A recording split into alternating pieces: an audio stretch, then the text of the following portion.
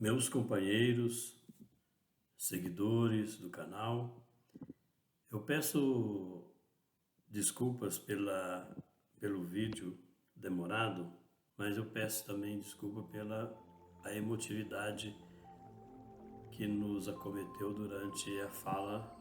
Afinal de contas, falar de Maria e falar de Jesus é muito impactante e muito nos comove. Estimados seguidores, amigos do canal, com muita alegria no coração estamos hoje falando sobre essa personagem fantástica chamada Maria, Mãe de Jesus. Especificamente hoje estamos falando de Maria após a morte do Cristo. Após a morte do Cristo, Maria foi para Betânia. Naqueles momentos finais, Maria acompanhou Jesus na sua agonia na cruz, a mãe vendo o filho ser crucificado. Após a morte de Jesus, Maria vai para Betânia. Betânia era uma vila, uma localidade antiga na região de Judeia, situada a leste de Jerusalém, muito perto do Monte das Oliveiras. Era uma vila onde Jesus tinha muitos amigos íntimos. Naquela vila, Jesus sempre encontrava com seus amigos. Tinha uma distância de Jerusalém cerca de 3 quilômetros, então era perto, né? Era uma região perto de Jerusalém. As paisagens mais famosas que mencionam Betânia estão associadas ao milagre da ressurreição de Lázaro e à ocasião em que Maria de Madalena, ou Maria Magdala, ungiu os pés do Cristo com perfume antes da sua crucificação. Então Betânia sempre apareceu nos relatos bíblicos. Além disso, Betânia também é associada à visita de Jesus antes de sua entrada triunfal em Jerusalém, naquela época em que estavam festejando a Páscoa dos judeus. Betânia era uma localidade com significado espiritual e pessoal para Jesus. Jesus tinha um carinho especial por Betânia. E Jesus costumava passar os seus momentos de descanso, de repouso e em comunhão com seus amigos naquela vila. A proximidade de Betânia de Jerusalém também contribuiu para a sua relevância nos dias finais da vida de Jesus aqui na terra. Então, após a morte de Jesus, Maria foi para lá. Até porque lá em Betânia tinha parentes de Maria, parentes de José, seu marido, né? Então, Maria saiu de Jerusalém. Após a separação dos discípulos, que se dispersaram por lugares diferentes, cada discípulo foi para um lugar diferente, para a difusão da Boa Nova, Maria se retirou para Betânia, onde alguns parentes mais próximos estavam lá, inclusive esperando Maria com um especial carinho. Ela era muito querida na família. Os anos começaram a se rolar e Maria lá. Anos silenciosos, tristes, para aquela angustiada saudade no coração dela, da mãe que viu o seu filho ser crucificado daquela forma. Tocada por grandes dissabores, observou que, em tempo rápido, as lembranças de seu filho amado se convertiam em elementos de ásperas discussões entre os seus seguidores. Então ela percebeu que ocorria as discussões, debates entre os seguidores de Jesus.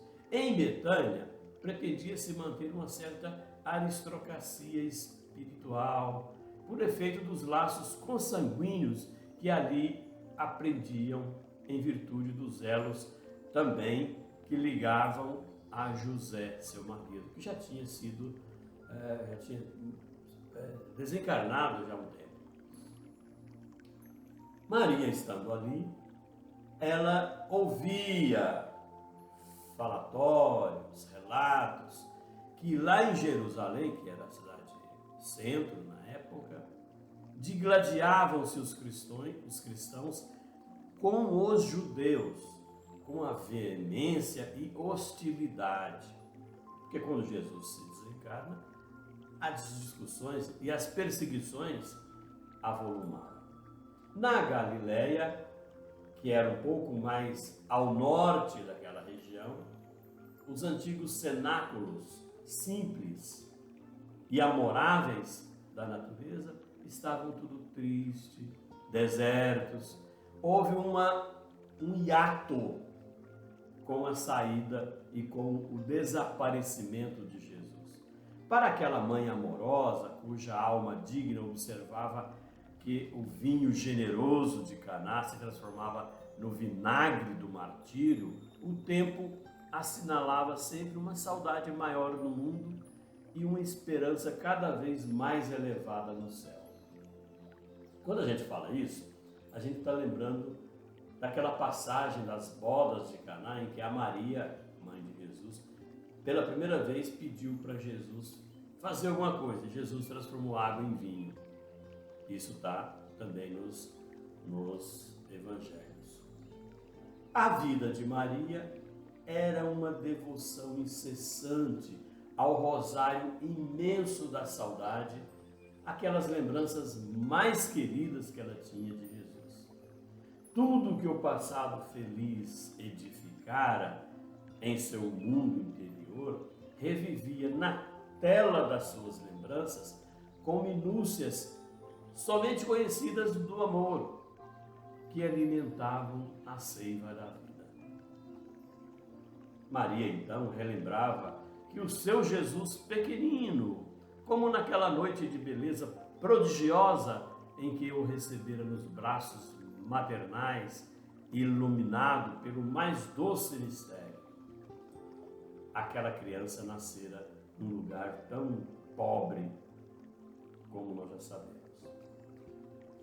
Figurava, então, escutar ainda o balido, o barulho das ovelhas que vinham apressadas a cercar-se daquele berço que se formava num improviso. Ela lembrou daquele primeiro beijo feito de carinho e de luz que ela dispensou para aquele seu filhinho recém-nascido. As reminiscências envolviam a realidade longínqua de singulares belezas para o seu coração sensível e generoso. Em seguida, era o rio das recordações desaguando sem cessar a sua alma rica de sentimentos e de ternura. A cidade de Nazaré lhe voltava na imaginação com as suas paisagens de felicidade e de luz. Afinal, ela criou seu Jesus, sua criança, ali em Nazaré. A casa singela, aquela fonte amiga que servia água ali na cidade de Nazaré, que até hoje ainda existe.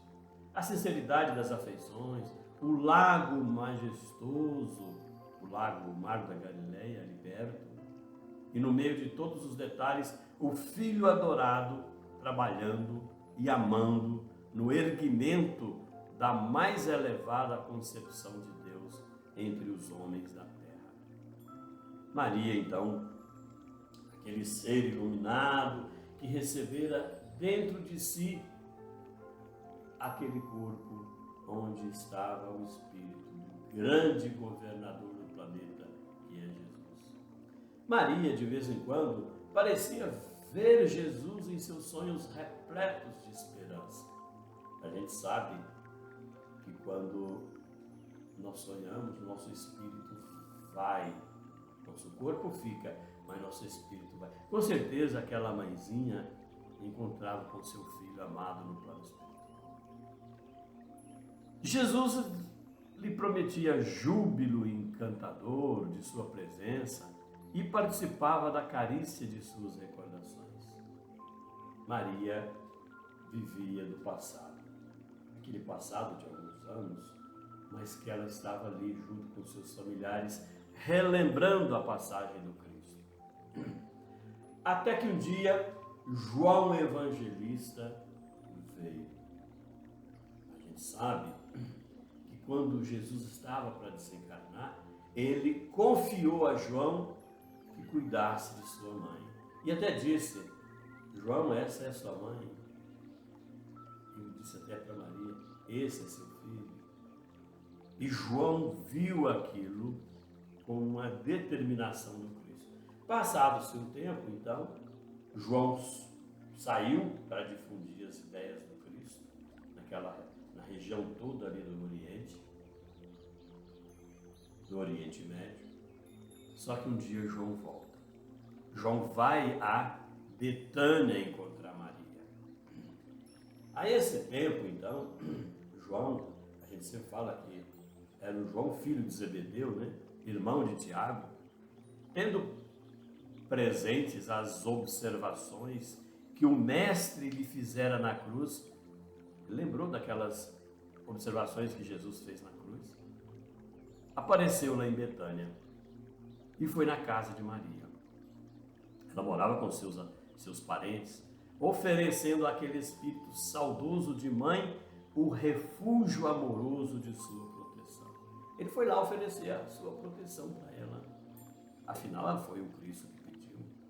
Maria, claro, aceitou aquele oferecimento com satisfação imensa. Aí João chegou e ofereceu para ela: olha, Maria, estou aqui para te acompanhar, para te ajudar. E nessa hora, na conversa de João com Maria, ali na casa dos parentes de Maria, lá em Betânia, João contou a sua nova vida. O que ele estava fazendo depois da desencarnação de Jesus? João disse para Maria o seguinte: olha, Maria, eu me instalei definitivamente numa cidade chamada Éfeso. Éfeso é uma cidade que está um pouco mais a oeste, e Éfeso está muito longe daquela região. Éfeso está na Turquia. Éfeso hoje não existe, mas existe as suas reminiscências arqueológicas, naquela cidade fantástica do início do cristianismo. Éfeso está mais ou menos 1000 quilômetros distante de Jerusalém e daquela região de Betânia. E lá em Éfeso, segundo João falando para ela: olha, Maria, lá em Éfeso, as ideias do Cristo estão ganhando um terreno grande entre as almas devotadas e sinceras. Por quê? Os discípulos saíram para vários lugares, uns ficaram em Jerusalém, outros saíram. João foi para Éfeso, naquela região da Turquia. Então ele falou que lá Jesus, a ideia de Jesus, estava sendo difundida demais. João continua: nunca olvidara, nunca esqueceu as recomendações de Jesus. E no íntimo, ele guardava aquele título de filiação como das mais altas expressões de amor universal para com aquela que recebera o Mestre nos seus braços veneráveis e carinhosos. Então, João percebeu e lembrava disso, que ele fora recomendado. Maria escutava aquelas confidências num misto de reconhecimento, de ventura. João continuava a expor aqueles seus planos mais insignificantes, detalhados da sua vida. E disse que levaria ela com ele e que eles andariam juntos na mesma associação dos interesses espirituais. Ele propôs isso para ela. Ele propondo para ela, diz assim, que ele seria o seu filho desvelado, enquanto receberia de sua alma generosa a ternura maternal nos trabalhos do Evangelho. A Maria ficou muito emocionada. Demorava-se a vir a explicação de que o filho de Zebedeu explicou, demorou a vir, porque lhe faltava uma casinha, uma choupana, onde ele se pudesse abrigar, e não tinha lugar para ficar.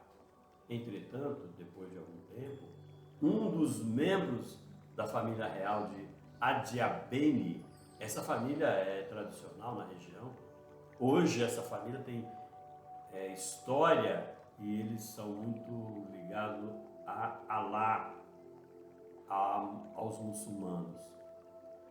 Mas naquela época, alguém da família de Adiabene, convertido ao cristianismo, lhe doou uma casinha pobre ao sul da cidade de Éfeso, mais ou menos 18 quilômetros da cidade. Era uma área rural. E essa casinha foi doada por essa família real, chamada família real de Adiabene. A habitação simples e pobre demorava numa porção de terra mais elevada que se projetava acima do mar, chamada de promontório. Essa porção chamada promontório é um avanço ao mar, só que ela fica bem alta. É uma porção de terra que se eleva. De lá se avistava um mar muito limpo. No alto daquela pequena colina, isso João explicando para Maria, distante dos homens de Éfeso e no altar imponente da natureza, se reuniriam os dois, Maria e João, para cultivar a lembrança permanente de Jesus. Então, João propôs para Maria morar lá, ficar naquele lugar. Estabeleceria em pouco tempo o refúgio aos desamparados, ensinariam as verdades do Evangelho de Mateus, a todos os espíritos de boa vontade, e como mãe e filho, iniciariam uma nova era de amor na comunidade universal. Essa era a proposta de João. Claro, né, gente, que isso vem do plano espiritual, vem das intuições que João teve. Maria, claro, aceitou aquilo muito alegre. Dentro em pouco tempo, ele, João e Maria, instalaram-se no seio amigo da natureza, naquela região, perto de Éfeso, em frente ao oceano. Ora, ficaram ali os dois, como mãe e filho. Éfeso ficava um pouco distante, como já falamos, porém todas as adjacências, as proximidades, se povoavam de novos núcleos de habitações alegres, modestas, e eles estavam lá. A casa de João, então, ao cabo de algumas semanas, passadas algumas semanas, se transformou num ponto de assembleias adoráveis, onde as recordações do Messias eram cultuadas por aqueles espíritos humildes e sinceros que iam lá, passavam na porta, paravam, iam lá, saía de Éfeso, iam lá para conversar. Maria externava suas lembranças. Contavam para as pessoas o que aconteceu com Jesus na sua vida diária, desde a sua criação. Falava dele como um maternal enternecimento, enquanto João, o discípulo, comentava as verdades evangélicas, apreciando os ensinos recebidos. Vezes inúmeras, a reunião somente terminava noite alta, quando as estrelas já tinham maior brilho. E não foi só. Decorrido alguns meses em que Maria já estava ali, já habituada àquela rotina de conversa, de divulgação das ideias do Cristo, grandes filas de necessitados ocorriam àquele sítio singelo e generoso. Os necessitados procuravam Maria, procurava João. A notícia de que Maria descansava ali logo espalhou. Olha, a mãe de Jesus está ali, falavam as pessoas da região, inclusive de Éfeso. Maria estava lá. Agora, entre eles, espalhara um clarão de esperança por todos os sofredores. Afinal, a mãe dele chegou. A notícia espalhou. Ao passo que João continuava pregando na cidade de Éfeso as verdades de Deus. João saía de manhã, às vezes ficava alguns dias em Éfeso. O transporte era muito difícil, era de camelo, era de cavalo, às vezes a pé.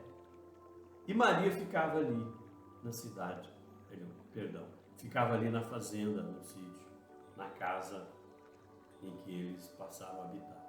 E lá ela atendia, naquele pobre santuário doméstico, as pessoas que procuravam, exibindo as suas úlceras e necessidades. Ela tratava, ela curava, ela fazia os seus cuidados. Como mãe, por isso ela é mãe. Sua choupana era então conhecida como o nome de Casa da Santíssima. Todo mundo falava, aquela casa lá era a Casa da Santíssima. Foi quando esse termo apareceu, Maria Santíssima. Como surgiu esse termo, Maria Santíssima? Casa da Santíssima. O fato tiver origem em uma certa ocasião, quando um miserável leproso, depois de ser aliviado daquelas chagas, daquelas doenças externas, lhe beijou as mãos com um reconhecimento tremendo e falou: Senhora, sois a mãe do nosso mestre, a nossa Mãe Santíssima. Foi esse leproso que deu o título a ela. Todo mundo ficou conhecendo. Ali era a casa da Mãe Santíssima. A tradição, então, criou raiz em todo mundo. Todo mundo se conhecia como sendo. Quem não lhe devia o favor de uma palavra maternal naqueles momentos mais duros? Então foi esse leproso que deu essa cognominação a Maria, como Maria Santíssima. Afinal, gente, o que é lepra? O que é o leproso?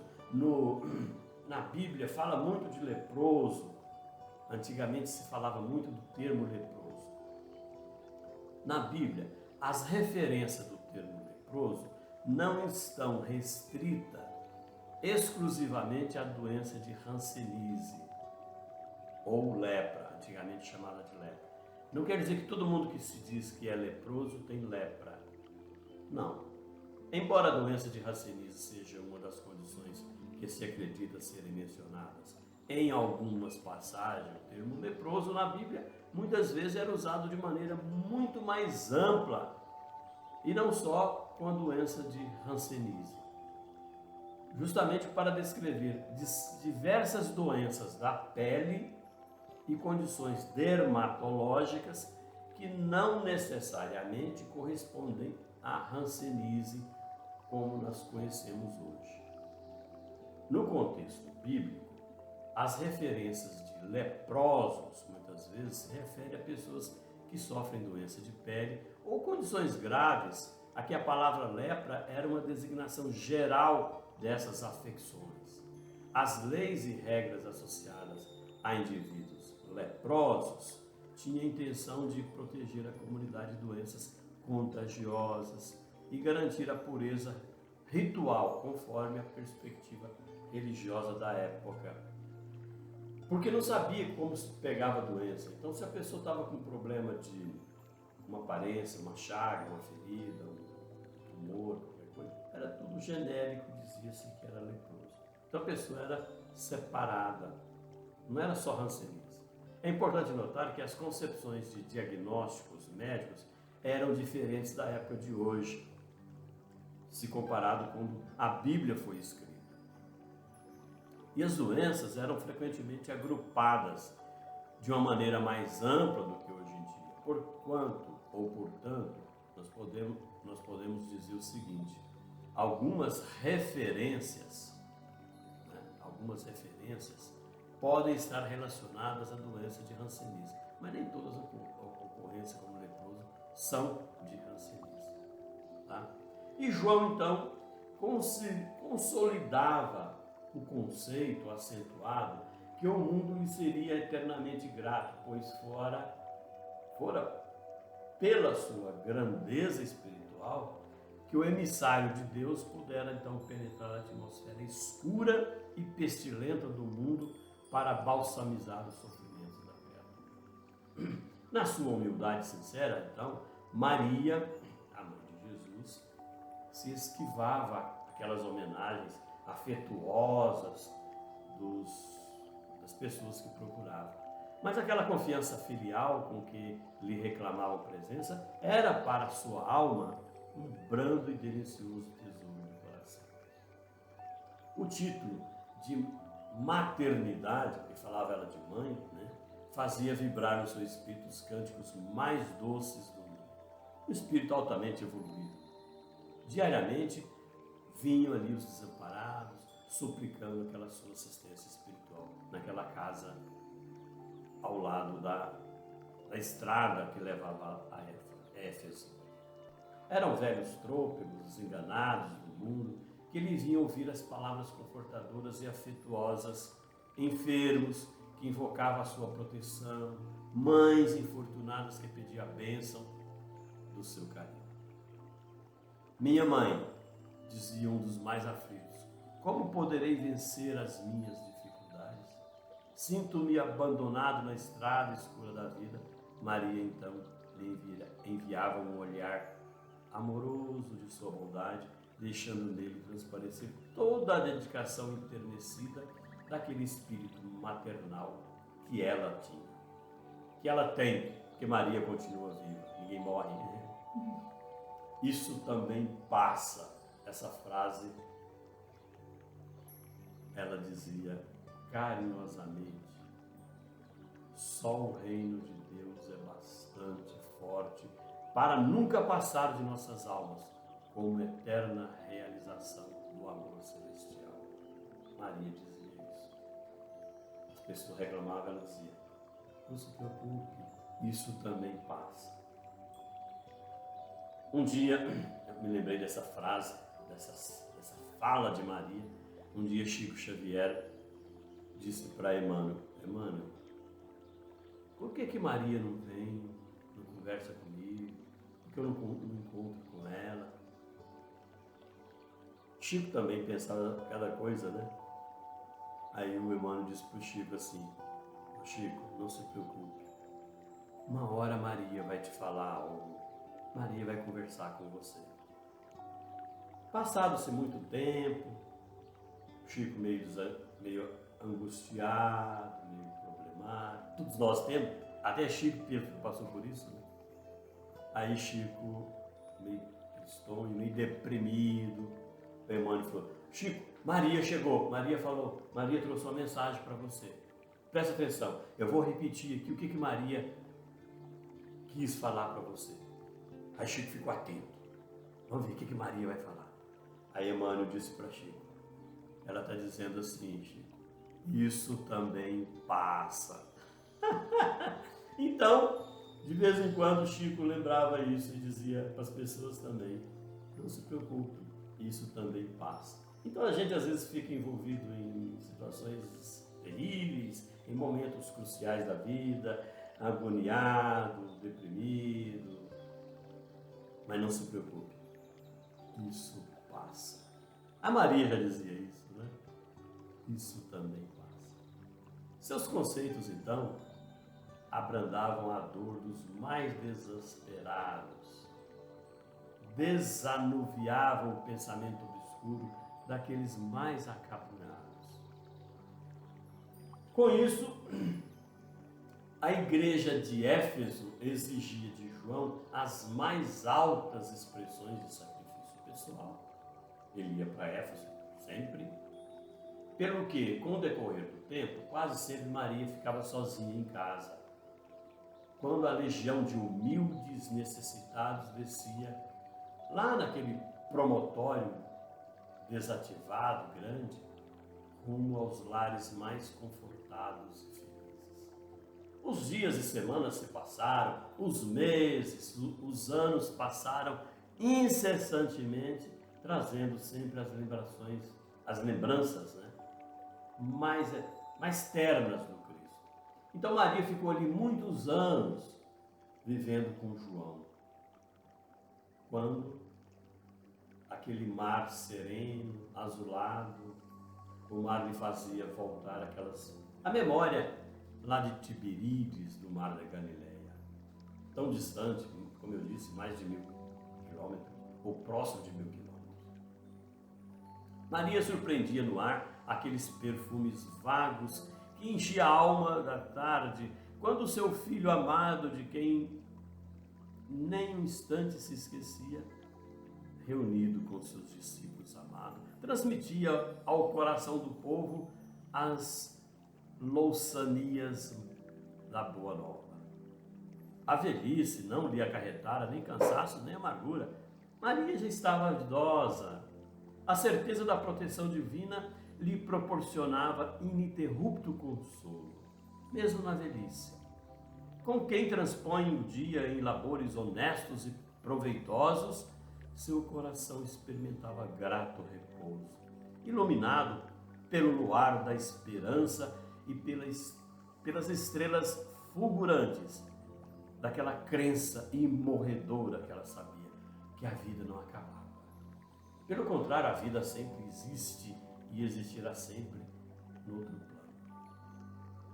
Suas meditações eram suaves, colóquios, com aquelas reminiscências do seu filho muito amado. Ela não esquecera aquele Jesus amado. Súbito recebeu notícias de que um período de dolorosas perseguições se havia aberto para todos aqueles que fossem fiéis à doutrina do seu Jesus divino. As perseguições se avolumaram naquela região de Jerusalém e em volta. Alguns cristãos banidos de Roma traziam a Éfeso as tristes informações. Lá em Roma também as perseguições chegavam. Em obediência aos éditos mais injustos, escravizavam-se os seguidores do Cristo, destruíam os lares, metiam eles a ferros nas prisões. Falava-se de festas públicas em que seus corpos eram dados como alimento às feras insaciáveis em horrendos espetáculos públicos em Roma. Sabemos disso. O imperador fazia festas em que os cristãos eram trucidados naquelas arenas gigantescas. Só que um belo dia acontece algo fantástico ali na casa de João e Maria. Maria estava velha, já decadente, ficava mais tempo sozinha enquanto João ia para Éfeso. Só que um dia Jesus chega. De que forma? Porque Maria vai voltar à sua pátria espiritual. Vamos explicar isso como Humberto de Campos explica. Num crepúsculo estrelado, Maria entregou-se às orações, como de costume, pedindo a Deus por todos aqueles que se encontrassem em angústias do coração por amor a seu filho. Ela em oração. Embora sozinha no ambiente, não se sentia só. Uma força singular lhe banhava a sua alma toda. Aragens suaves sopravam do oceano, espalhando os aromas da noite que se povoavam de astros amigos e afetuosos, e em poucos minutos a luz plena participava igualmente desse concerto de harmonia e de luz. Imaginemos que situação bela e maravilhosa. Naquele momento, então, enlevada nas suas meditações de prece, Maria viu aproximar um vulto de um pedinte, como sempre. Os pedintes viam lhe pedir. Minha mãe, exclamou o recém-chegado, como tantos outros que recorriam a seu carinho, chamava ela de mãe. Aquele também chamou de mãe, como era de costume. Era a Mãe Santíssima. Aí o pedinte disse para ela: minha mãe, venho pedir-te companhia e receber a tua bênção. Maternalmente, como ela sempre se comportou, ela convidou aquele pedinte a entrar. Entre, meu filho. Impressionada com aquela voz que lhe inspirava profunda simpatia, quando ela ouviu aquele pedinte falando daquela forma. O peregrino ali, o estropiado, o doente, chegou ali, lhe falou do céu, confortando-a delicadamente. Comentou as bem-aventuranças divinas que aguardam a todos os devotados e sinceros filhos de Deus, dando a entender que lhe compreendia as mais ternas saudades do coração. Ela viu aquilo tudo e ficou assim encabulada com aquela fala. Maria sentiu-se empolgada com tocante surpresa.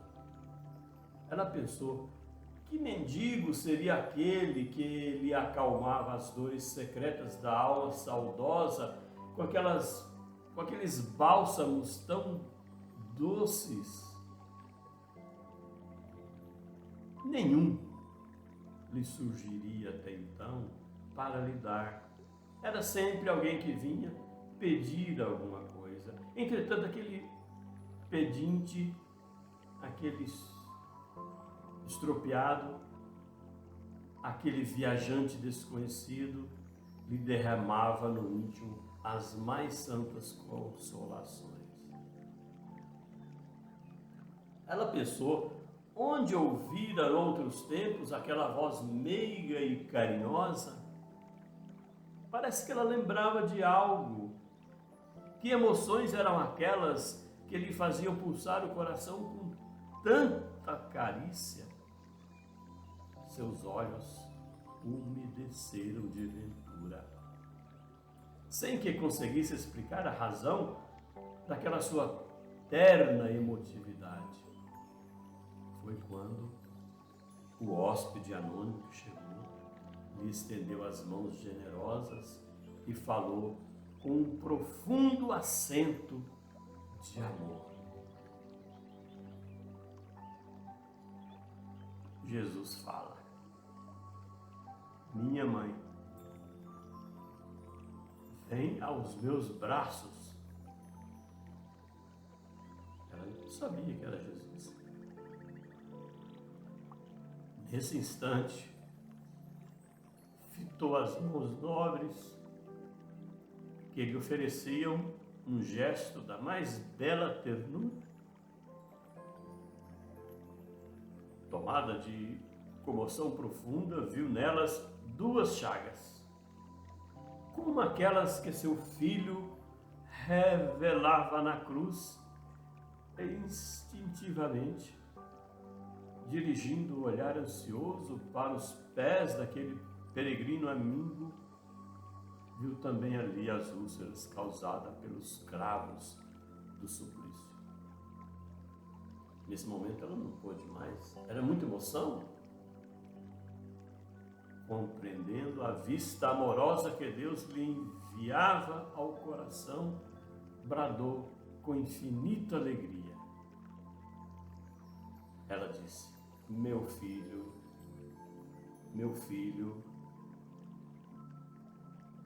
as úlceras que te fizeram. E precipitando-se para ele como mãe carinhosa e desvelada, quis certificar-se, tocando na ferida que lhe fora produzida pelo último golpe de lança perto do coração, porque teve uma perfuração perto do coração. Nós sabemos que no final, antes da desencarnação de Jesus, um soldado lhe introduziu uma lança. Ele morreu rápido.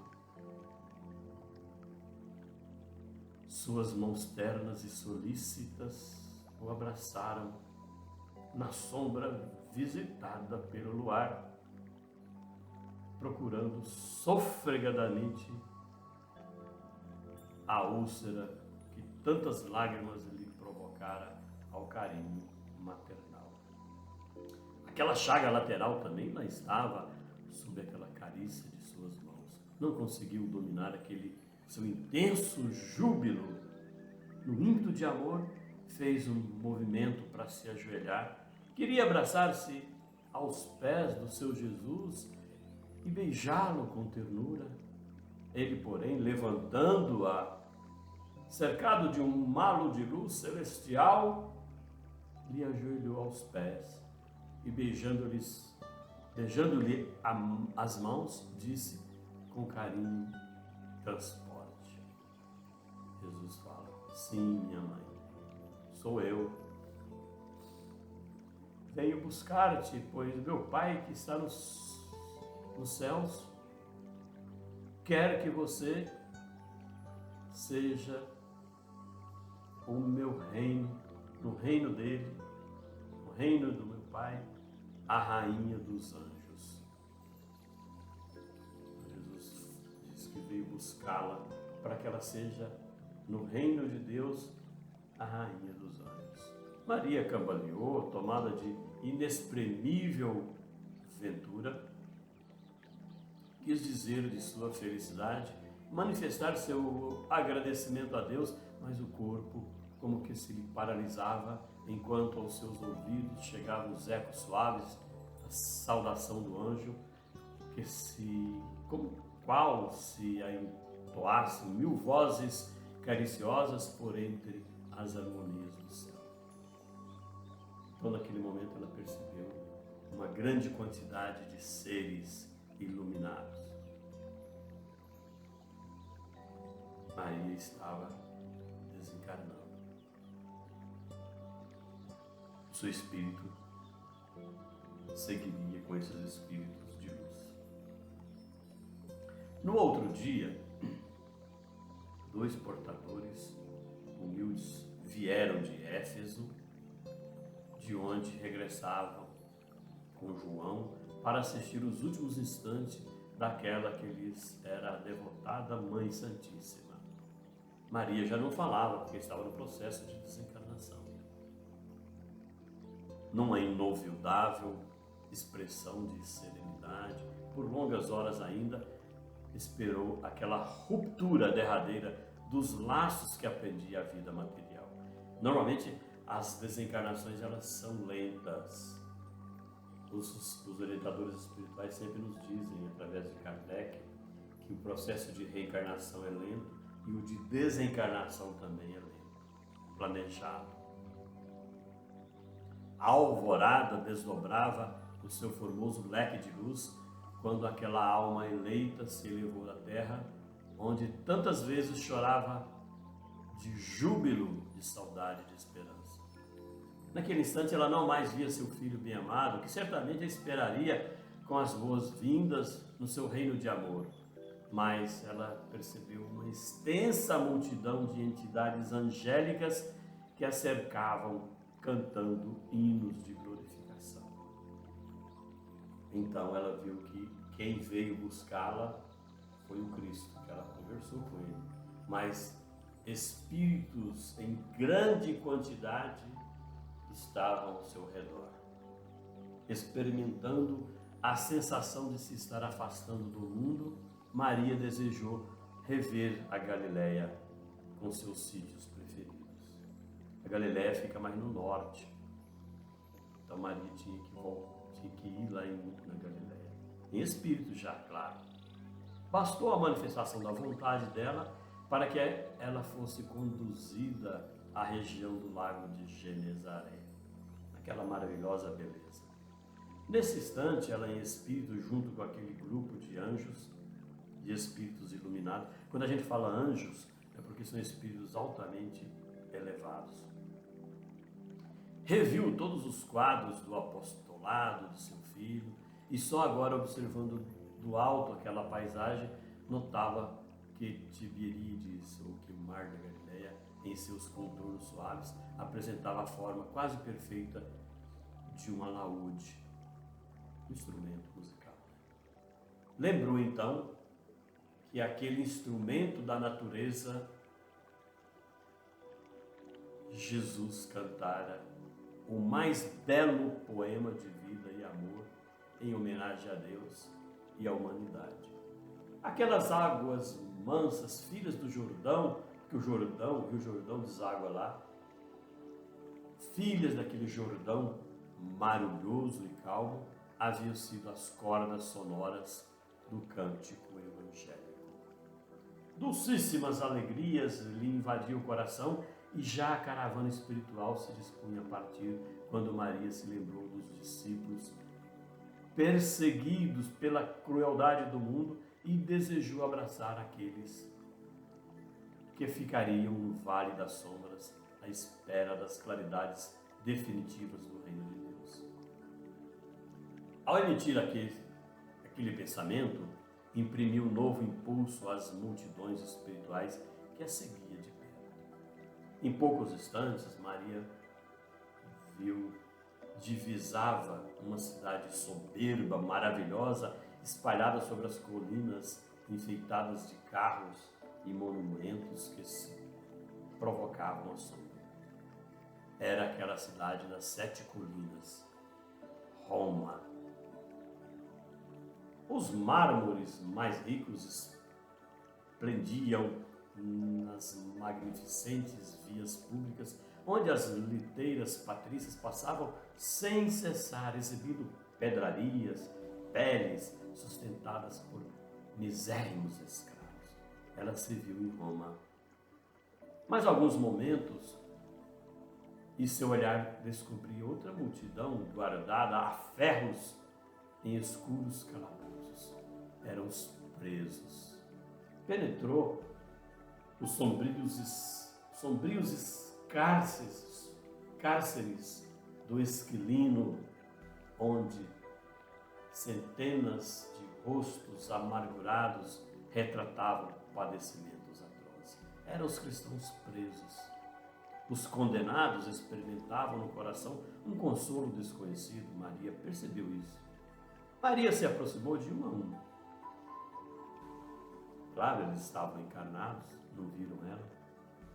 Participou das suas angústias e orou com suas preces cheias de sofrimento e de confiança. Maria sentiu-se mãe daquela assembleia de torturados pela injustiça do mundo, espalhou a claridade misericordiosa de seu espírito entre aquelas fisionomias pálidas e tristes.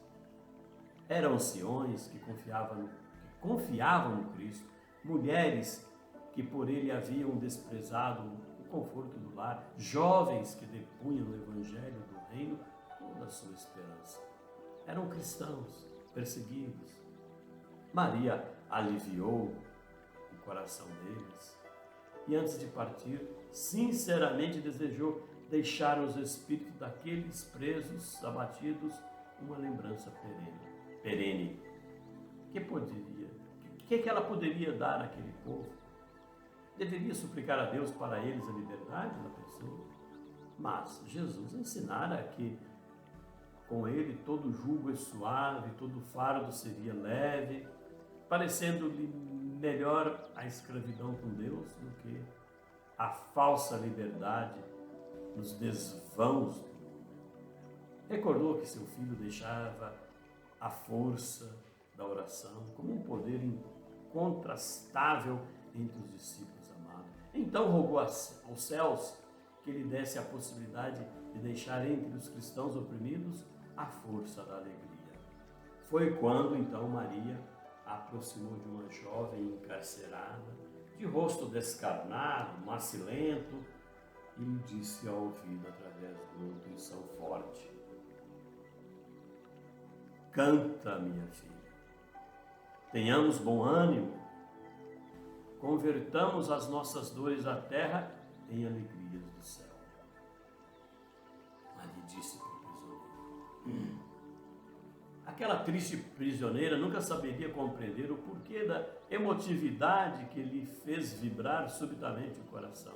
De olhos estáticos, contemplando o firmamento luminoso, através das grades poderosas, ignorando a razão de sua alegria, cantou um hino de profundo enternecimento de amor a Jesus, em que traduzia sua gratidão pelas dores que lhe eram enviadas, transformando todas as suas amarguras em consoladoras rimas de júbilo e de esperança. Daí a instante, seu canto melodioso era acompanhado pelas centenas de vozes dos que choravam no cárcere, aguardando o glorioso testemunho. Eles iriam ser levados às feras. Logo, aquela caravana majestosa que Maria participava conduziu ao reino do Mestre a bendita entre as mulheres, e desde esse dia, nos tormentos mais duros, os discípulos de Jesus têm cantado na terra, exprimindo o seu bom ânimo e a sua alegria, guardando a suave herança de nossa Mãe Santíssima. Nesse momento, então, Humberto de Campos conclui a sua fala. Humberto de Campos conclui dizendo: por essa razão, irmãos meus, quando ouvirdes o canto nos templos das diversas famílias religiosas do cristianismo, não vos esqueçais de fazer no coração um brando silêncio, para que a rosa mística de Nazaré espalhe aí o seu perfume. Encerramos essa maravilha, emocionamos sim, mas quem não emociona quando se fala de Maria, da Mãe Santíssima? Quem não se emociona quando se fala de Jesus, o nosso modelo maior? Que Ele, Jesus, e sua Mãe Santíssima também nos abençoe a todos. Encerramos aqui o estudo do livro Boa Nova de Humberto de Campos. Um abraço para todos e um beijo carinhoso no coração de cada um.